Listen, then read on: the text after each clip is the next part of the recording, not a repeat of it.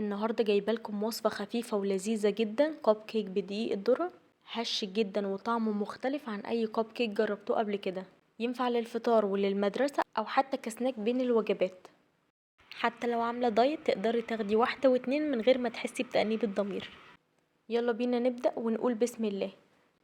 اول حاجة هنحتاج 3 بيضات، وهنضيف عليهم رشة فانيليا ورشة ملح خفيفة ونص كوباية سكر، ونضربهم كويس جدا لحد ما السكر يدوب خالص.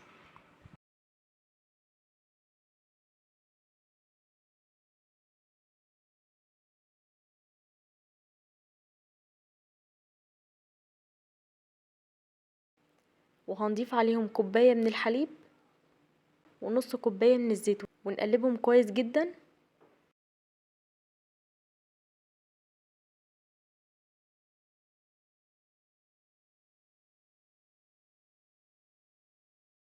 بعد كده هنضيف عليهم كوباية من دقيق الذرة مع نص كوباية من الدقيق الأبيض اللي هو الفاخر العادي بتاع الحلويات، ومعلقة كبيرة بيكنج باودر.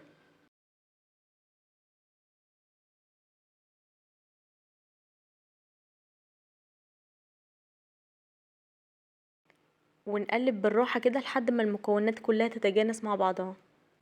هو ده القوام اللي احنا عايزينه للكب كيك. كده الخليط بقى جاهز معانا.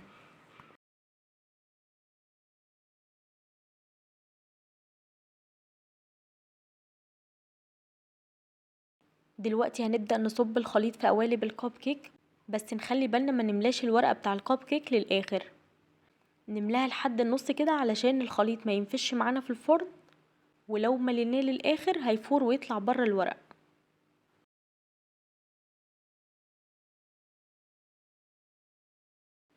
هندخل الكب كيك دلوقتي في الفرن على درجة حرارة 180 في الرف اللي في النص، وهنسيبه من 15 دقيقة ل20 دقيقة في الفرن، او لحد ما نغرس فيه خلة وتطلع نظيفة.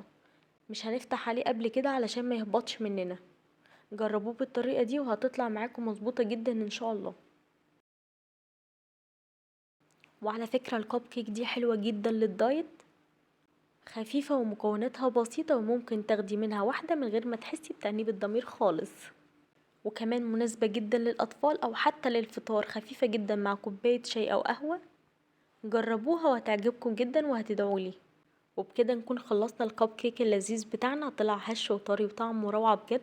جربوه بالطريقة دي وقولولي رأيكم في التعليقات. ما تنسوش تعملوا لايك للفيديو وتشتركوا في القناة عشان يوصلكوا كل فيديو جديد، واشوفكم في وصفة جديدة. مع السلامة يا حلوين.